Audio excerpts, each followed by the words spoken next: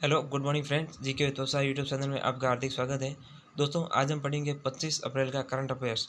और 25 अप्रैल का current affairs यानी 24 अप्रैल की रात की 12 बजे तक की घटनाओं को हम देखेंगे, जो 25 अप्रैल का करंट अफेयर बनता है। तो आज की जो न्यूज़ है, पहली न्यूज़ हमारी कुछ इस प्रकार है। ये भविष्य में हमारे होने वाले सभी एग्ज़ाम की दृष्टि से इम्पोर्टेंट है। तो पहली कुछ न्यूज़ इस प्रकार है। 24 अप्रैल को राष्ट्रीय पंचायती राज दिवस मनाया गया। तो देश भर में हर साल 24 अप्रैल को राष्ट्रीय पंचायती राज दिवस मनाया जाता है। और पंचायती राज मंत्रालय राष्ट्रीय पंचायती राज विकास दिवस या राष्ट्रीय स्थानीय शासन दिवस का आयोजन करता है। भारत में अप्रैल 2010 में पहला राष्ट्रीय पंचायती राज दिवस बनाया गया था। तो ये कह सकते हैं कि पहला जो बनाया गया वो 2010 में मनाया गया था।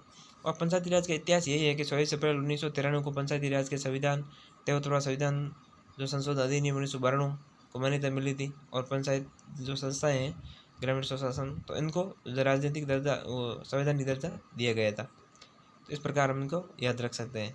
और इसीलिए 24 अप्रैल को जो है पंचायती राज दिवस मनाया जाता है।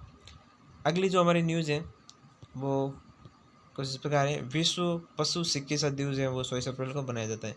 24 अप्रैल को बहुत सारे दिवस है, इनमें से दो तो ये हो गए। एक तो पंचायती राज दिवस है, बहुत ही पॉपुलर और प्रसिद्ध है, हमें याद रखना ही है।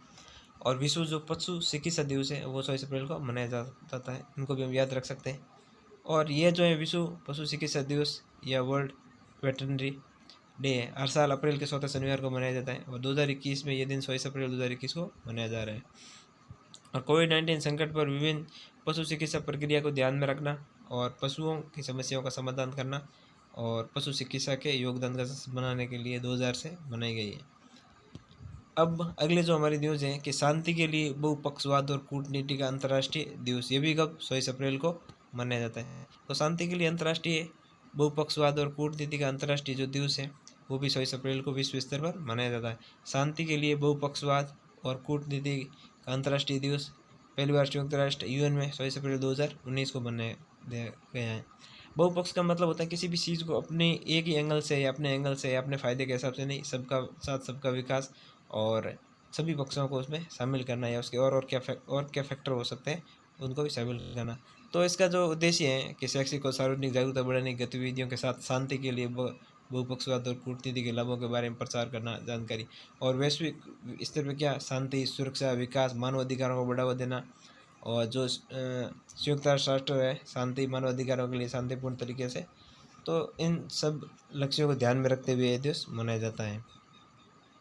अगली जो हमारी न्यूज़ है कि आकाश रानीसन ने अपनी ई book climate change explained for one and all launch की है।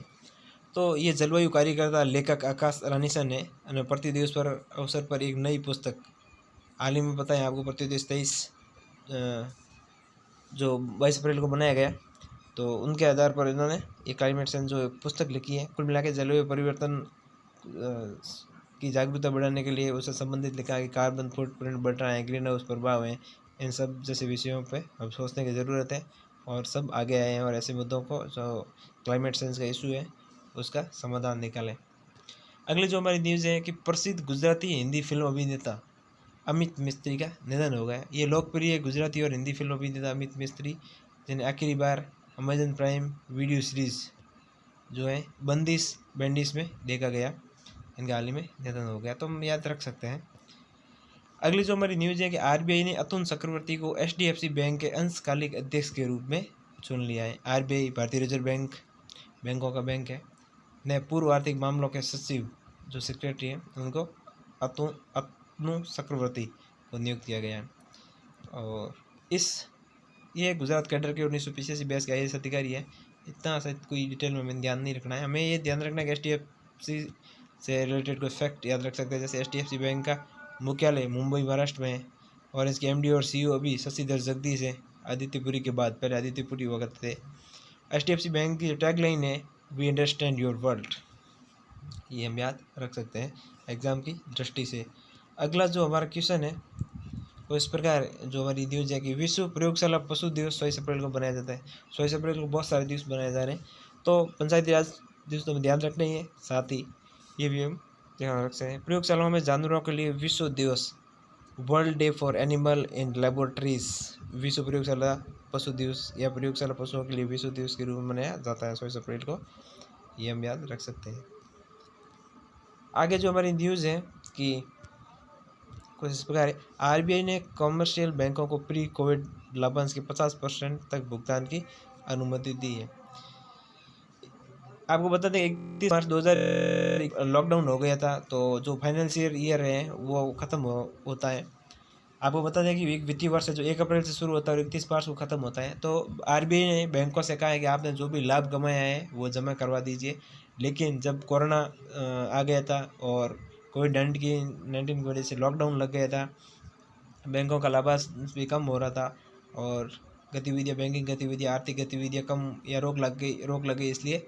तो फिर बैंकों ने यानी आरबीआई ने बैंकों को कहा कि आप ऐसा करिए, फिलहाल आप कोई लाभ देने की ज़रूरत नहीं है हमें। लेकिन अब आरबीआई ने वापस कहा कि अब गतिविधियाँ शुरू हो गई, इसलिए आप जो भी आपका लाभांश है उसका 50% अब दे दीजिए। तो ये आरबीआई ने ऐसा कॉमर्शियल बैंकों से या फिर हम कह सकते हैं जो बैंकों से कहा है। अगली जो हमारी न्यूज़ है कि इंडिया रहा का अनुमान फाइनेंशियल ईयर यानी वित्तीय वर्ष 2022 में भारत की जीडीपी वृद्धि दर रहेगी कितनी, 10.1। तो इंडिया रेटिंग एंड रिसर्च ये भारत की खुद की एक रेटिंग एजेंसी है, क्योंकि जब S&P या विभिन्न प्रकार की जो विदेशी रेटिंग एजेंसी अनुमान लगाती हैं कि भारत की जीडीपी इतनी रहेगी, इतनी कम होगी, ये सुधार होगा, तो भारत का भी खुद का India research rating and research जो संस्था है या उसने ये बताया कि 2022 जो वित्तीय वर्ष है उसमें भारत की जीडीपी 10.1% कर दी है। पहले उन्होंने 10.4% का अनुमान लगाया था। आगे अगली जो न्यूज़ है कि SBI रिसर्च का अनुमान यही 2022 में भारत की जीडीपी दर कितनी रहेगी, 10.4।